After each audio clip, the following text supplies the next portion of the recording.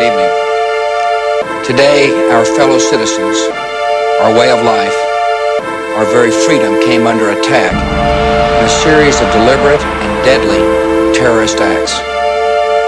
The victims were in airplanes or in their offices, secretaries, businessmen and women, military and federal workers, moms and dads, friends and neighbors. Thousands of lives were suddenly ended by evil, despicable acts of terror. The pictures of airplanes flying into buildings, fires burning, huge structures collapsing, have filled us with disbelief, terrible sadness, and a quiet, unyielding anger. These acts of mass murder were intended to frighten our nation into chaos and retreat. But they have failed. Our country is strong. A great people has been moved to defend a great nation.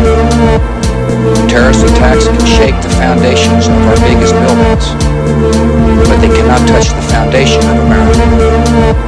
These acts shatter steel, but they cannot dent the steel of American resolve. America was targeted for attack because we're the brightest beacon for freedom and opportunity in the world. And no one will keep that light from shining.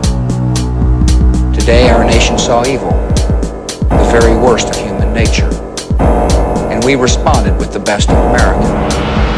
With the daring of our rescue workers, with the caring for strangers and neighbors who came to give blood and help in any way they could. Immediately following the first attack, I implemented our government's emergency response plans. Our military is powerful, and it's prepared. Our emergency teams are working in New York City and Washington, D.C. to help with local rescue efforts. Our first priority is to get help to those who have been injured and to take every precaution to protect our citizens at home and around the world from further attacks. The functions of our government continue without interruption. Federal agencies in Washington, which had to be evacuated today, are reopening for essential personnel tonight and will be open for business tomorrow. Our financial institutions remain strong, and the American economy will be open for business as well. The search is underway for those who are behind these evil acts. I've directed the full resources of our intelligence and law enforcement communities to find those responsible and to bring them to justice. We will make no distinction between the terrorists who committed these acts and those who harbor them. I appreciate so very much the members of Congress who have joined me in strongly condemning these attacks.